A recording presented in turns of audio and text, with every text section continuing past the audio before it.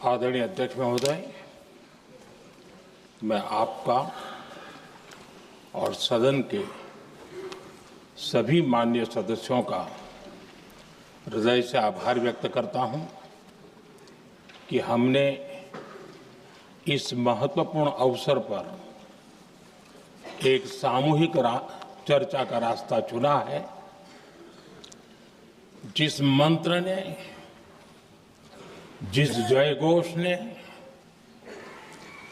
देश की आजादी के आंदोलन को ऊर्जा दी थी, प्रेरणा दी थी,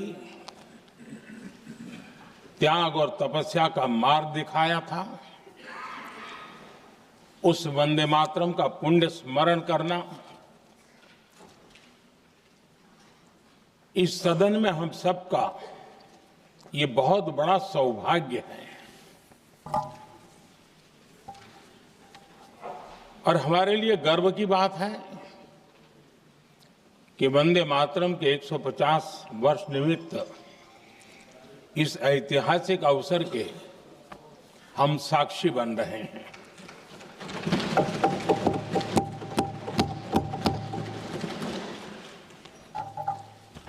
एक ऐसा कालखंड जो हमारे सामने इतिहास की अनगिनत घटनाओं को अपने सामने लेकर के आता है। ये चर्चा सदन की प्रतिबद्धता को तो प्रकट करेगी, लेकिन आने वाली पीढ़ियों के लिए भी, दर पीढ़ी के लिए भी ये शिक्षा का कारण बन सकती है अगर हम सब मिलकर के इसका सदुपयोग करें तो। आदरणीय अध्यक्ष जी, एक ऐसा कालखंड है जब इतिहास के कई प्रेरक अध्याय फिर से हमारे सामने उजागर हुए हैं। अभी अभी हमने हमारे संविधान के 75 वर्ष गौरवपूर्व मनाए हैं। आज देश सरदार वल्लभ भाई पटेल की और भगवान बिरसा मुंडा की 150वीं जयंती भी मना रहा है।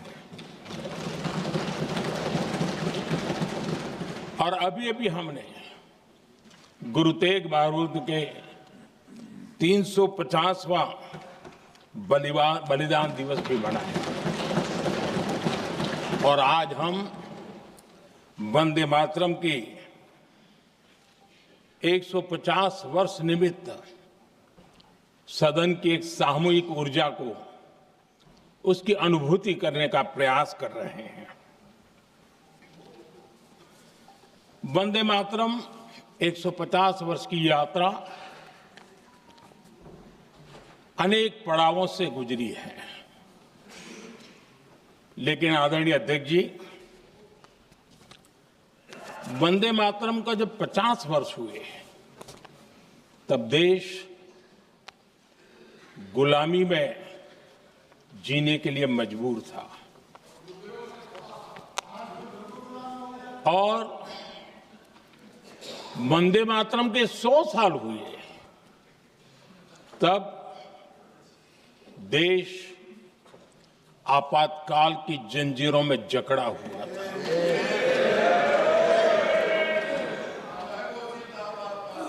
जब वंदे मातरम 100 साल के अत्यंत उत्तम पर्व था, तब भारत के संविधान का गला घोंट दिया गया था। जब वंदे मातरम 100 साल का हुआ, तब देशभक्ति के लिए जीने मरने वाले लोगों को जेल के सलाखों के पीछे बंद कर दिया गया था। जिस वंदे मातरम के गीत ने देश को आजादी की ऊर्जा दी थी, उसके जब 100 साल हुए तो दुर्भाग्य से एक काला कालखंड हमारे इतिहास में उजागर हो गया। हम लोकतंत्र के गिरोह में थे,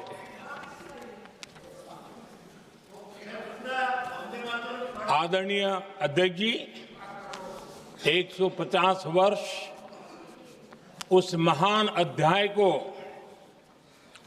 उस गौरव को पुनः स्थापित करने का अवसर है और मैं मानता हूं सदन ने भी और देश ने भी इस अवसर को जाने नहीं देना चाहिए। यही वंदे मातरम है जिसने 1947 में देश को आजादी दिलाई। स्वतंत्रता संग्राम का भावात्मक नेतृत्व इस वंदे मातरम के जयघोष में था। आदरणीय अध्यक्ष जी, आपके समक्ष आज जब मैं वंदे मातरम 150 निमित्त चर्चा के लिए आरंभ करने खड़ा हुआ हूं, यहां कोई पक्ष प्रतिपक्ष नहीं है, क्योंकि हम सब यहां जो बैठे हैं एक्चुअली हमारे लिए रण स्वीकार करने का अवसर है कि जिस वंदे मातरम के कारण लक्षावधि लोग आजादी का आंदोलन चला रहे थे और उसी का परिणाम है कि आज हम सब यहां बैठे हैं। और इसलिए हम सभी सांसदों के लिए, हम सभी जनप्रतिनिधियों के लिए वंदे मातरम के रण स्वीकार करने का ये पावन पर्व है।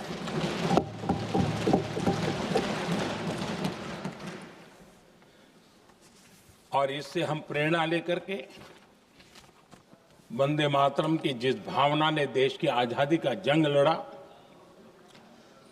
उत्तर दक्षिण पूर्व पश्चिम पूरा देश एक स्वर से वंदे मातरम बोल के आगे बढ़ा। फिर से एक बार अवसर है, आओ हम सब मिल के चले, देश को साथ लेके चले। आजादी के दीवानों ने जो सपने देखे थे उन सपनों को पूरा करने के लिए वंदे मातरम 150 हम सबकी प्रेरणा बने, हम सबकी ऊर्जा बने और देश आत्मनिर्भर बने।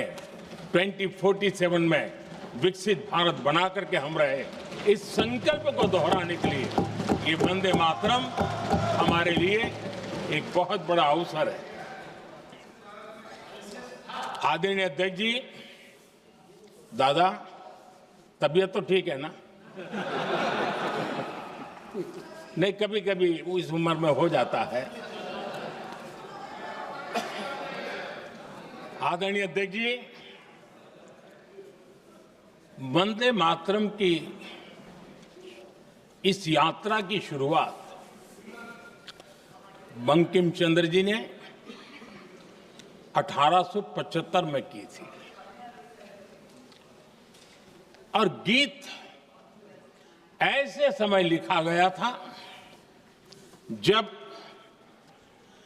1857 के स्वातंत्र संग्राम के बाद अंग्रेज सल्तनत बौखलाई हुई थी, भारत पर भांति भांति के दबाव डाल रही थी, भांति भांति के जुल्म कर रही थी और भारत के लोगों को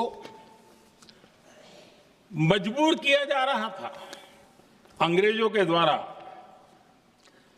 और उस समय उनका जो राष्ट्रीय गीत था, गॉड सेव द क्वीन, इसको भारत में घर घर पहुंचाने का एक षड्यंत्र चल रहा था।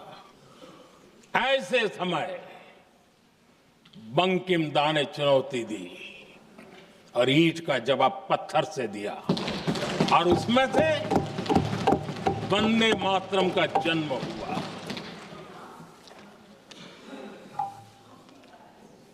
इसके कुछ वर्ष बाद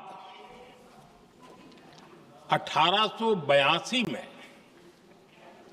जब उन्होंने आनंद मठ लिखा तो इस गीत का उसमें समावेश किया गया। आदरणीय अध्यक्ष जी, वंदे मातरम ने उस विचार को पुनर्जीवित किया था जो हजारों वर्ष से भारत की रग रग में रचा बसा था। उसी भाव को, उसी संस्कारों को, उसी संस्कृति को, उसी परंपरा को उन्होंने बहुत ही उत्तम शब्दों में, उत्तम भाव के साथ वंदे मातरम के रूप में हम सबको बहुत बड़ी सौगात दी थी। वंदे मातरम ये सिर्फ केवल राजनीतिक आजादी की लड़ाई का मंत्र नहीं था। सिर्फ हम अंग्रेज जाए और हम खड़े हो जाए, अपने राह पर चले, इतने मात्र तक वंदे मातरम प्रेरित नहीं करता था, उससे कहीं आगे था। आजादी की लड़ाई इस मातृभूमि को मुक्त कराने का भी जंग था। अपनी मां भारती को उन बेड़ियों से मुक्ति दिलाने का एक पवित्र जंग था। और वंदे मातरम की पृष्ठभूमि हम देखें, उसके संस्कार सरिता देखें, तो हमारे यहां वेद काल से एक बात बार बार हमारे सामने आई है। जब वंदे मातरम कहते हैं तो वही वेद काल की बात हमें याद आती है। वेद काल से कहा गया है, माता भूमि ही पुत्रो अहम पृथिव्याः, अर्थात ये भूमि मेरी माता है और मैं पृथ्वी का पुत्र हूं।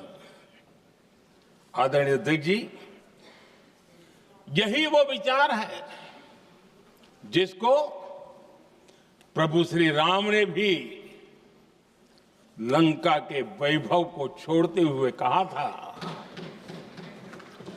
जननी जन्मभूमिश्च स्वर्गादपि गरीयसी। वंदे मातरम यही महान सांस्कृतिक परंपरा का एक आधुनिक अवतार है। आदरणीय अध्यक्ष जी, बंकिम दा ने जब वंदे मातरम की रचना की तो स्वाभाविक ही वो स्वतंत्रता आंदोलन का स्वर बन गया। पूरब से पश्चिम, उत्तर से दक्षिण, वंदे मातरम हर भारतीय का संकल्प बन गया। इसलिए वंदे मातरम की स्तुति में लिखा गया था, मातृभूमि स्वतंत्रता की वेदिका पर मदोमय, मातृभूमि स्वतंत्रता की वेदिका पर मोदमय, स्वार्थ का बलिदान है यह शब्द है वंदे मातरम। है सजीवन मंत्र भी यह विश्व विजयी मंत्र भी, शक्ति का आह्वान है यह शब्द वंदे मातरम। उष्ण शोणित से लिखो, वक्षस्थली को चीरकर, वीर का अभिमान है यह शब्द वंदे मातरम। आदरणीय अध्यक्ष जी, कुछ दिन पूर्व जब वंदे मातरम 150 का आरंभ हो रहा था तो मैंने उस आयोजन में कहा था, वंदे मातरम हजारों वर्ष की सांस्कृतिक ऊर्जा भी थी, उसमें आजादी का जज्बा भी था और आजाद भारत का विजन भी था। अंग्रेजों के उस दौर में एक फैशन हो गई थी भारत को कमजोर, निकम्मा, आलसी, कर्महीन, इस प्रकार भारत को जितना नीचा दिखा सके ऐसी एक फैशन बन गई थी। और उसमें हमारे यहां भी जिन्होंने तैयार किए थे वो लोग भी वही भाषा बोलते थे। तब बंकिम दा ने उस हीन भावना को भी झकझोरने के लिए और सामर्थ्य का परिचय कराने के लिए वंदे मातरम के भारत के सामर्थ्यशाली स्वरूप को प्रकट करते हुए आपने लिखा था, तम ही दुर्गा दश प्रहरण धारिणी, कमला कमल दल विहारिणी, वाणी विद्या दायिनी, नमामि त्वाम नमामि कमलाम, अमलाम अतुलाम, सुजलाम सुफलाम, मातरम वंदे मातरम। अर्थात भारत माता ज्ञान और समृद्धि की देवी भी है और दुश्मनों के सामने अस्त्र शस्त्र धारण करने वाली चंडी भी है। अध्यक्ष जी, ये शब्द, ये भाव, ये प्रेरणा गुलामी की हताशा में हम भारतीयों को हौसला देने वाले थे। इन वाक्यों ने तब करोड़ों देशवासियों को यह एहसास कराया कि लड़ाई किसी जमीन के टुकड़े के लिए नहीं है। ये लड़ाई सिर्फ सत्ता के सिंहासन को कब्जा करने के लिए नहीं है। ये गुलामी की बेड़ियों को मुक्त कर हजारों साल की महान जो परंपराएं थी, महान संस्कृति, जो गौरवपूर्ण इतिहास था, उसको फिर से पुनर्जन्म कराने का संकल्प इसमें था।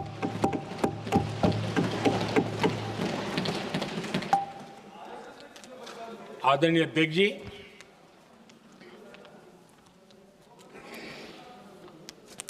वंदे मातरम, इसका जो जन जन से जुड़ाव था, ये हमारे स्वतंत्र संग्राम की एक लंबी गाथा अभिव्यक्त होती है। आदरणीय अध्यक्ष जी, जब भी जैसे किसी नदी की चर्चा होती है, चाहे सिंधु हो, सरस्वती हो, कावेरी हो, गोदावरी हो, गंगा हो, यमुना हो, उस नदी के साथ एक सांस्कृतिक धारा प्रवाह, एक विकास यात्रा का धारा प्रवाह, एक जन जीवन की यात्रा का प्रवाह उसके साथ जुड़ जाता है।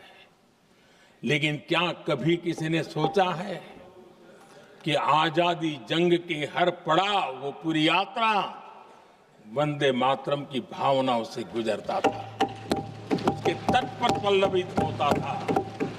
ऐसा भाव काव्य शायद दुनिया में कहीं उपलब्ध नहीं होगा। आदरणीय अध्यक्ष जी,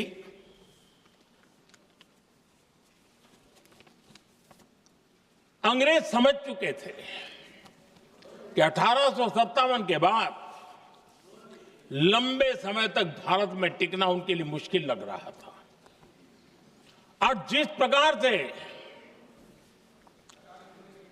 वो अपने सपने लेकर के आए थे, तब उनको लगा कि जब तक भारत को बांटेंगे नहीं, जब तक भारत को टुकड़ों में नहीं बांटेंगे, भारत में ही लोगों को एक दूसरे से लड़ाएंगे नहीं, तब तक यहां राज करना मुश्किल है। और अंग्रेजों ने बांटो और राज करो इस रास्ते को चुना और उन्होंने बंगाल को इसकी प्रयोगशाला बनाया, क्योंकि अंग्रेज भी जानते थे वो एक वक्त था जब बंगाल का बौद्धिक सामर्थ्य देश को दिशा देता था, देश को ताकत देता था, देश को प्रेरणा देता था। और इसलिए अंग्रेज भी चाहते थे कि बंगाल का ये जो सामर्थ्य है वो पूरे देश की शक्ति का एक प्रकार से केंद्र बिंदु है। और इसलिए अंग्रेजों ने सबसे पहले बंगाल के टुकड़े करने की दिशा में काम किया और अंग्रेजों का मानना था कि एक बार बंगाल टूट गया तो ये देश भी टूट जाएगा और वो यावत चंद्र दिवाकर राज करते रहेंगे, ये इनकी सोच थी। 1905 में अंग्रेजों ने बंगाल का विभाजन किया, लेकिन जब अंग्रेजों ने 1905 में ये पाप किया तो वंदे मातरम चट्टान की तरह खड़ा रहा। बंगाल की एकता के लिए वंदे मातरम गली गली का नाद बन गया था और वही नारा प्रेरणा देता था। अंग्रेजों ने बंगाल विभाजन के साथ ही भारत को कमजोर करने के बीच और अधिक बोने की दिशा पकड़ ली थी, लेकिन वंदे मातरम एक स्वर एक सूत्र के रूप में अंग्रेजों के लिए चुनौती बनता गया और देश के लिए चट्टान बनता गया। आदरणीय अध्यक्ष जी, बंगाल का विभाजन तो हुआ, लेकिन एक बहुत बड़ा स्वदेशी आंदोलन खड़ा हुआ और तब वंदे मातरम हर तरफ गूंज रहा था। अंग्रेज समझ गए थे कि बंगाल की धरती से निकला बंकिम दा का ये भाव सूत्र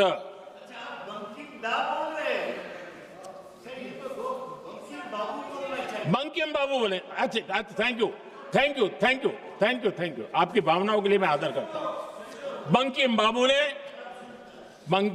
ने थैंक यू दादा, थैंक यू। हाँ, आपको तो दादा कह सकता हूं ना, वरना उसमें भी आपको इतराज हो जाएगा। बंकिम बाबू ने ये जो भाव विश्व तैयार किया था, उनके भाव गीत के द्वारा उन्होंने अंग्रेजों को हिला दिया और अंग्रेजों ने देखिए कितनी कमजोरी होगी और इस गीत की ताकत कितनी होगी। अंग्रेजों ने उसको कानूनी रूप से प्रतिबंध लगाने के लिए मजबूर होना पड़ा था। गाने पर सजा, छापने पर सजा, इतना ही नहीं वंदे मातरम शब्द बोलने पर भी सजा, इतने कठोर कानून लागू कर दिए गए थे। हमारे देश की आजादी के आंदोलन में सैकड़ों महिलाओं ने नेतृत्व किया, लक्षावधि महिलाओं ने योगदान दिया। एक घटना का मैं जिक्र करना चाहता हूं। 22 साल में वंदे मातरम गाने पर सर्वाधिक जुल्म हुए थे। वो बारिसाल आज भारत का हिस्सा नहीं रहा है और उस समय बारिसाल की हमारी माताएं, बहनें, बच्चे मैदान में उतरी थी वंदे मातरम के स्वाभिमान के लिए। इस प्रतिबंध के विरोध में लड़ाई के मैदान में उतरी थी और तब बारिसाल की एक वीरांगना श्रीमती सरोजिनी बोस, जिन्होंने उस जमाने में वहां की भावना को देखिए और उन्होंने कहा था कि वंदे मातरम जो प्रतिबंध लगा है, जब तक ये प्रतिबंध नहीं हटता है मैं अपनी चूड़ियां जो पहनती हूं निकाल दूंगी। भारत में वो एक जमाना था, चूड़ी निकालना यानी महिला के जीवन की बहुत बड़ी घटना हुआ करती, लेकिन उनके लिए वंदे मातरम की वो भावना थी। उन्होंने अपनी सोने की चूड़ियां, जब तक वंदे मातरम प्रतिबंध नहीं हटेगा मैं दोबारा नहीं धारण करूंगी, ऐसा बड़ा व्रत ले लिया था। हमारे देश के बालक भी पीछे नहीं रहे थे। उनको कोड़े की सजा होती थी, छोटी छोटी उम्र में उनको जेल में बंद कर दिया जाता। और उन दिनों खास करके बंगाल की गलियों में लगातार वंदे मातरम के लिए प्रभात फेरियां निकलती थी। अंग्रेजों के नाक को दम कर दिया था। और उस समय गीत गूंजता था बंगाल में, जाए जाबे जीवनो चोले, जाए जाबे जीवनो चोले, जोगो तो माजे तोमार काजे, वंदे मातरम बोले। अर्थात हे मां, संसार में तुम्हारा काम करते और वंदे मातरम कहते जीवन भी चला जाए तो वो जीवन भी धन्य है। ये बंगाल की गलियों में बच्चे कह रहे हैं। ये गीत उन बच्चों की हिम्मत का स्वर था और उन बच्चों की हिम्मत ने देश को हिम्मत दी थी। बंगाल की गलियों से निकली आवाज देश की आवाज बन गई थी।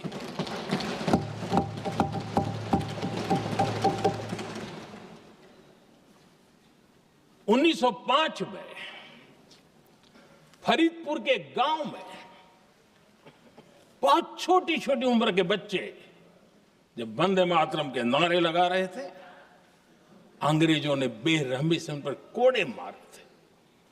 यानी एक प्रकार से जीवन और मृत्यु के बीच लड़ाई लड़ने के लिए मजबूर कर दिया था। इतना अत्याचार हुआ था। 1906 में नागपुर में नील सिटी हाई स्कूल के उन बच्चों पर भी अंग्रेजों ने ऐसे ही जुल्म किए थे। गुनाह यही था कि वो एक स्वर से वंदे मातरम बोल करके खड़े हो गए थे। उन्हें वंदे मातरम के लिए मंत्र का महात्म्य अपनी ताकत से सिद्ध करने का प्रयास किया था।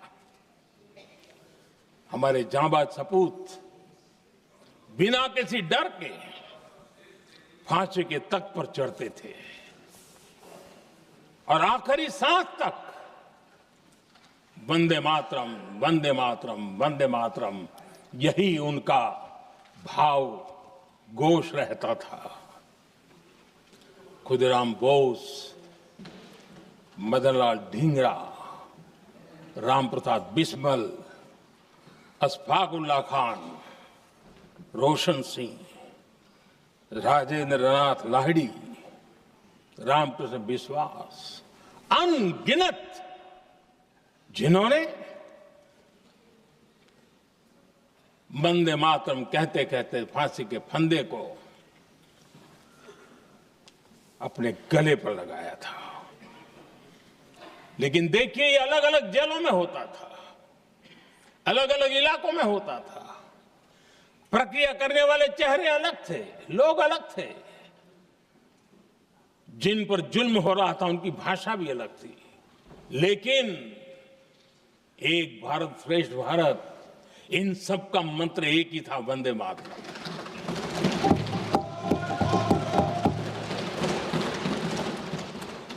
चटगांव की स्वराज क्रांति, जिन युवाओं ने अंग्रेजों को चुनौती दी, वे भी इतिहास के चमकते हुए नाम है। हरगोपाल बाग, पुलिन विकास घोष, त्रिपुर सेन, इन सब ने देश के लिए अपना बलिदान दिया।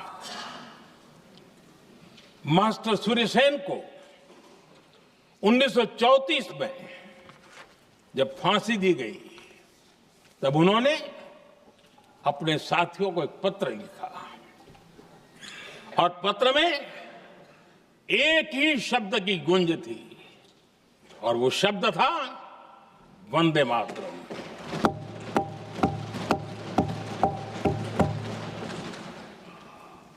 आदरणीय अध्यक्ष जी, हम देशवासियों को गर्व होना चाहिए। दुनिया के इतिहास में कहीं पर भी ऐसा कोई काव्य नहीं हो सकता, ऐसा कोई भावगीत नहीं हो सकता जो सदियों तक एक लक्ष्य के लिए कोटि कोटि जनों को प्रेरित करता हो और जीवन आहूत करने के लिए निकल पड़ते हो। दुनिया में ऐसा कोई भावगीत नहीं हो सकता जो वंदे मातरम।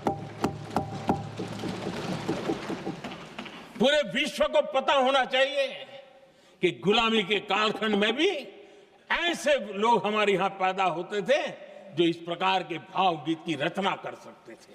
ये विश्व के लिए अजूबा है, हमें गर्व से कहना चाहिए, तब दुनिया भी मानना शुरू करेगी।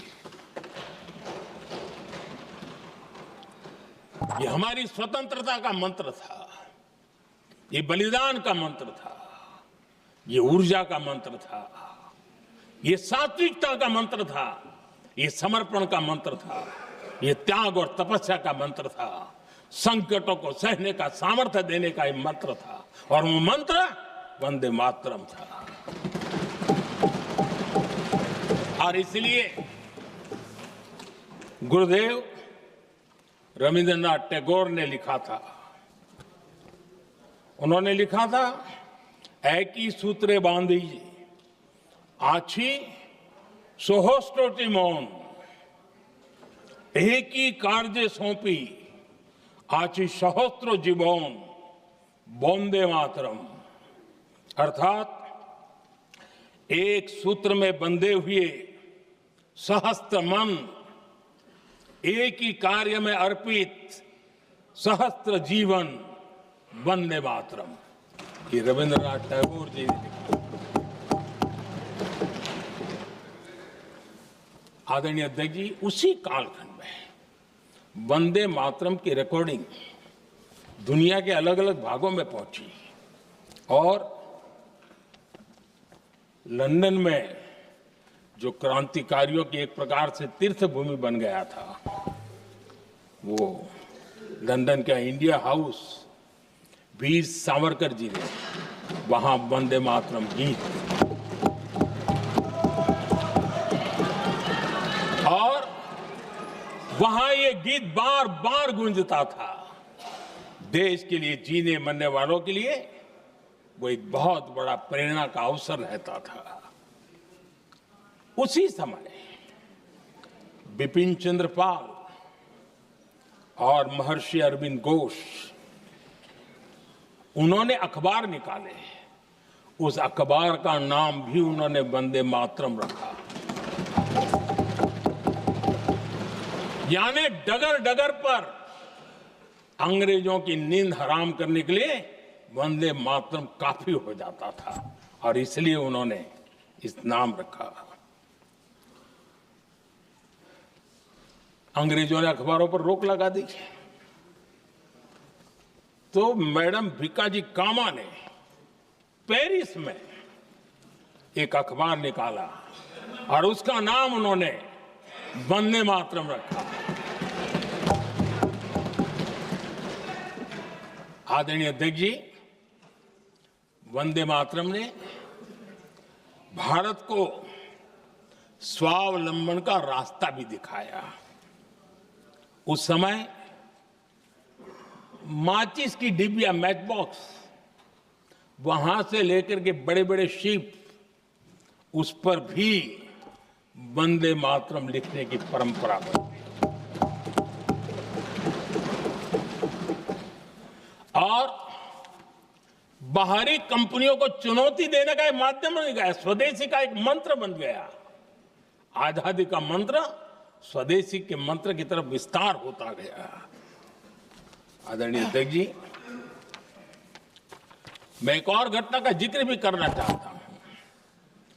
1907 में जब वीओ चिदम्बरम पिल्लाई उन्होंने स्वदेशी कंपनी का जहाज बना तो उस पर भी लिखा था वंदे मातरम।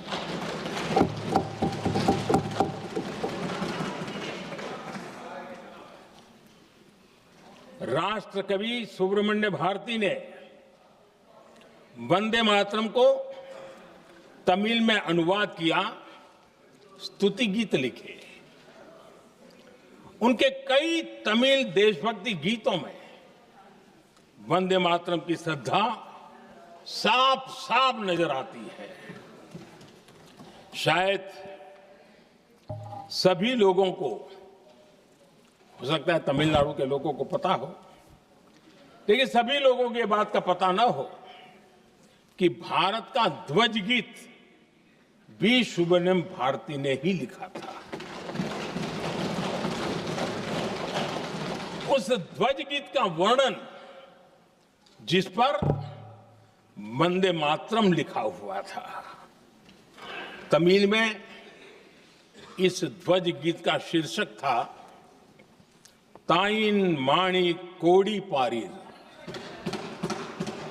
तालंदु पणिंदु पुलहिंद्रु वारीर। अर्थात देश प्रेमियों, दर्शन कर लो, सविनय अभिनंदन कर लो, मेरी मां की दिव्य ध्वजा का वंदन कर लो।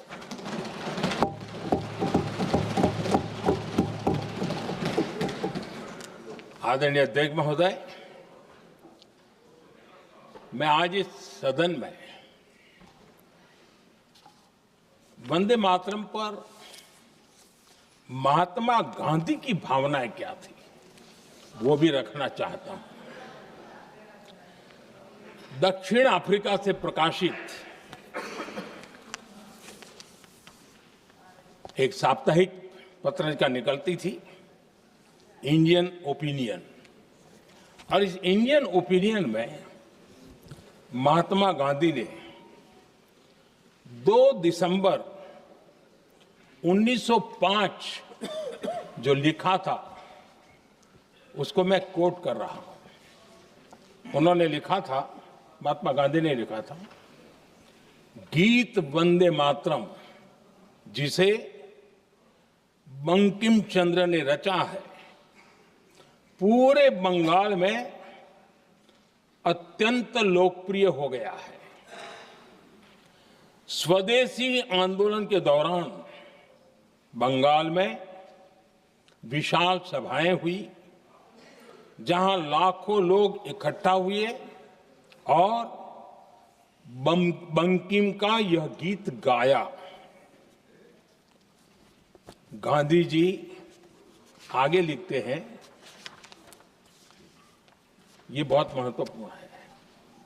वो लिखते हैं, ये 1905 की बात है, उन्होंने लिखा, यह गीत इतना लोकप्रिय हो गया है जैसे ये हमारा नेशनल एंथम बन गया है।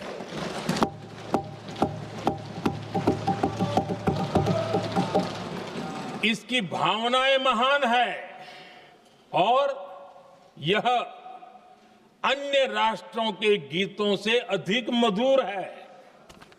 इसका एकमात्र उद्देश्य हम में देशभक्ति की भावना जगाना है। यह भारत को मां के रूप में देखता है और उसकी स्तुति करता है। अध्यक्ष जी, जो वंदे मातरम 1905 में महात्मा गांधी को नेशनल एंथम के रूप में दिखता था, देश के हर कोने में, हर व्यक्ति के जीवन में जो भी देश के लिए जीता जानता, देश के लिए जागता था, उन सब के लिए वंदे मातरम की ताकत बहुत बड़ी थी। वंदे मातरम इतना महान था, जिसकी भावना इतनी महान थी, तो फिर पिछली सदी में इसके साथ इतना बड़ा अन्याय क्यों हुआ?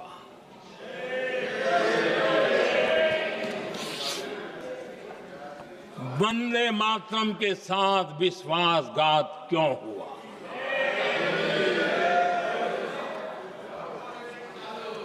ये अन्याय क्यों हुआ? वो कौन सी ताकत थी जिसकी इच्छा खुद पूज्य बापू की भावनाओं पर भी भारी पड़ गई, जिसने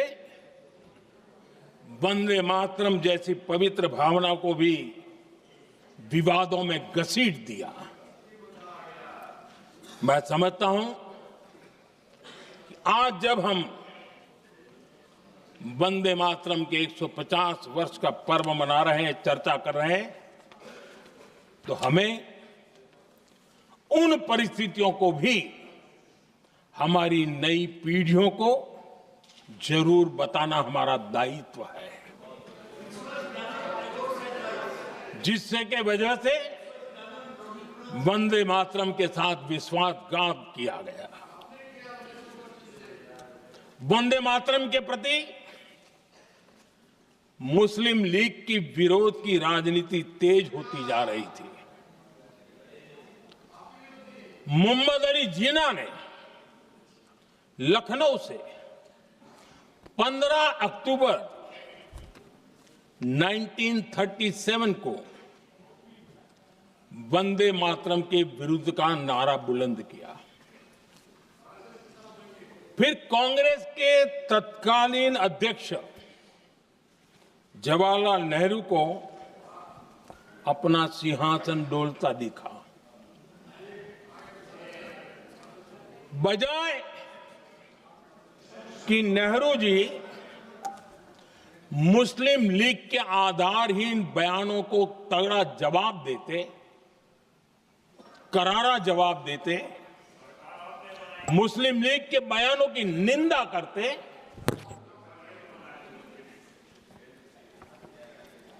और वंदे मातरम के प्रति खुद की भी और कांग्रेस पार्टी की भी निष्ठा को प्रकट करते,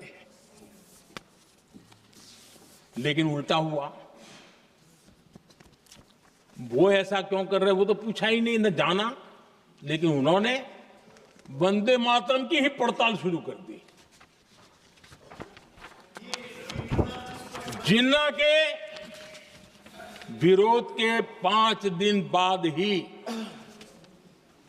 20 अक्टूबर को नेहरू जी ने नेताजी सुभाष बाबू को चिट्ठी लिखी।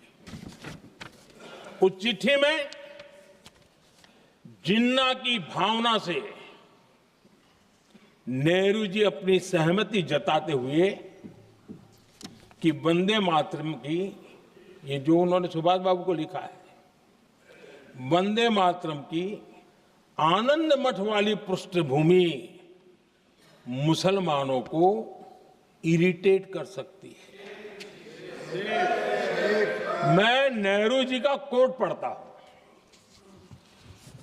नेहरू जी कहते हैं, मैंने वंदे मातरम गीत का बैकग्राउंड पढ़ा है। नेहरू जी फिर लिखते हैं, मुझे लगता है कि ये जो बैकग्राउंड है, इससे मुस्लिम भड़केंगे। साथियों, इसके बाद कांग्रेस की तरफ से बयान आया कि 26 अक्टूबर से कांग्रेस कार्य समिति की एक बैठक कोलकाता में होगी, जिसमें वंदे मातरम के उपयोग की समीक्षा की जाएगी। बंकिम बाबू का बंगाल, बंकिम बाबू का कोलकाता, और उसको चुना गया और वहां पर समीक्षा करना तय किया। पूरा देश हतप्रभ था, पूरा देश हैरान था। पूरे देश में देशभक्तों ने इस प्रस्ताव के विरोध में देश के कोने कोने में प्रभात फेरियां निकाली, वंदे मातरम गीत गाया। लेकिन देश का दुर्भाग्य कि 26 अक्टूबर को कांग्रेस ने वंदे मातरम पर समझौता कर लिया।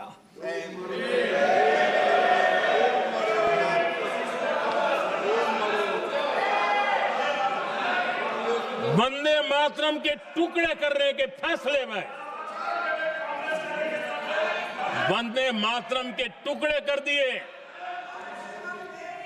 उस फैसले के पीछे नकाब ये पहना गया, चोला ये पहना गया कि ये तो सामाजिक सद्भाव का काम है। लेकिन इतिहास इस बात का गवाह है कि कांग्रेस ने मुस्लिम लीग के सामने घुटने टेक दिए और मुस्लिम लीग के दबाव में किया।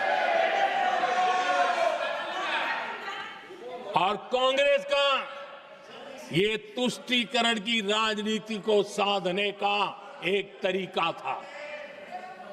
आदरणीय अध्यक्ष जी, तुष्टीकरण की राजनीति के दबाव में कांग्रेस वंदे मातरम के बंटवारे के लिए झुकी। इसलिए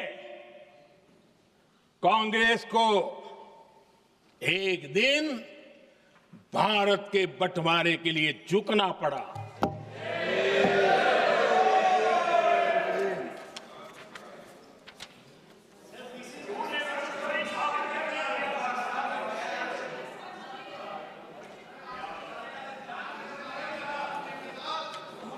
मुझे लगता है कांग्रेस ने आउटसोर्स कर दिया है।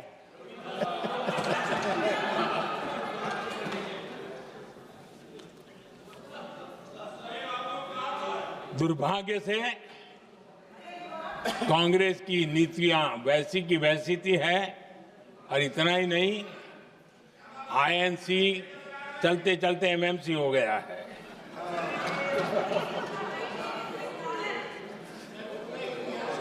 आज भी कांग्रेस और उसके साथी और जिन जिन के नाम साथ कांग्रेस जुड़ा हुआ है, सब वंदे मातरम पर विवाद खड़ा करने की कोशिश करते हैं।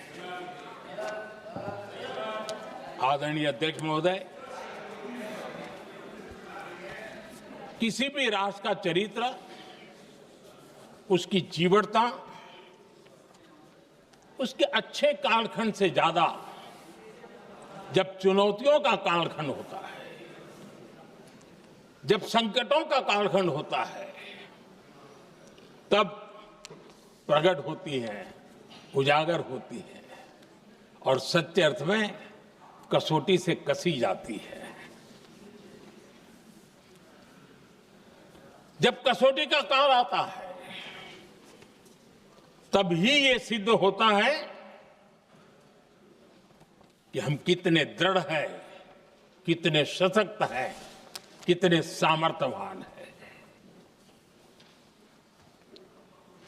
1947 में देश आजाद होने के बाद देश की चुनौतियां बदली, देश की प्राथमिकताएं बदली,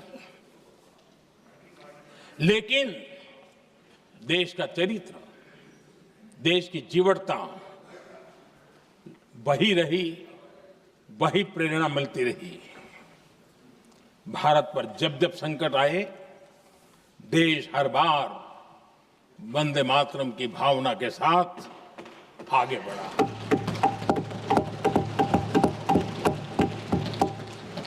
बीच का कालखंड कैसा गया जाने दो, लेकिन आज भी 15 अगस्त 26 जनवरी की जब बात आती है, हर घर तिरंगा की बात आती है, चारों तरफ वो भाव दिखता है, तिरंगे झंडे फहराते। एक जमाना था जब देश पर खाद्य का संकट आया, वही वंदे मातरम का भाव था। मेरे देश के किसानों ने अंदर के भंडार भर दिए और इसके पीछे भाव वही है, वंदे मातरम। जब देश की आजादी को कुचलने की कोशिश हुई, संविधान के पीठ पे छुरा भोंक दिया गया, आपातकाल थोप दिया गया, यही वंदे मातरम की ताकत थी कि देश खड़ा हुआ और प्रयास करके रहा।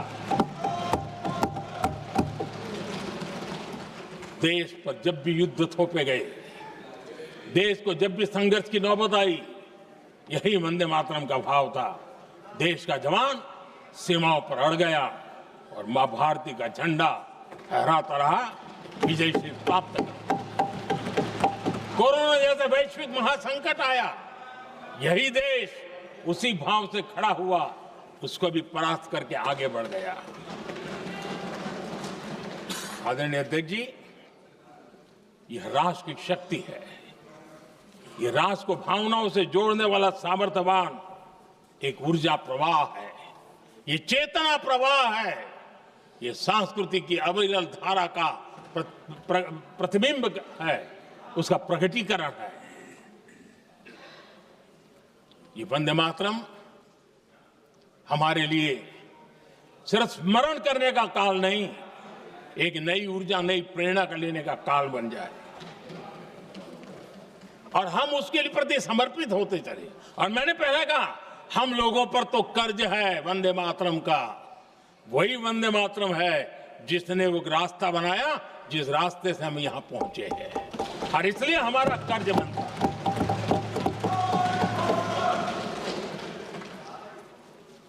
भारत हर चुनौतियों को पार करने में सामर्थ है। वंदे मातरम के भाव की वो ताकत है। वंदे मातरम ये सिर्फ गीत या भावगीत नहीं, ये हमारे लिए प्रेरणा है। राष्ट्र के प्रति कर्तव्यों के लिए हमें झकझोरने वाला काम है और इसलिए हमें निरंतर इसको करते रहना होगा। हम आत्मनिर्भर भारत का सपना लेकर के चल रहे हैं, इसको पूरा कर रहा है। वंदे मातरम हमारी प्रेरणा है। हम स्वदेशी आंदोलन को ताकत देना चाहते हैं। समय बदला होगा, रूप बदले होंगे, लेकिन पूज्य गांधी ने जो भाव व्यक्त किया था, उस भाव की ताकत आज भी मौजूद है और वंदे मातरम हमें जोड़ता है। देश के महापुरुषों का सपना था स्वतंत्र भारत का।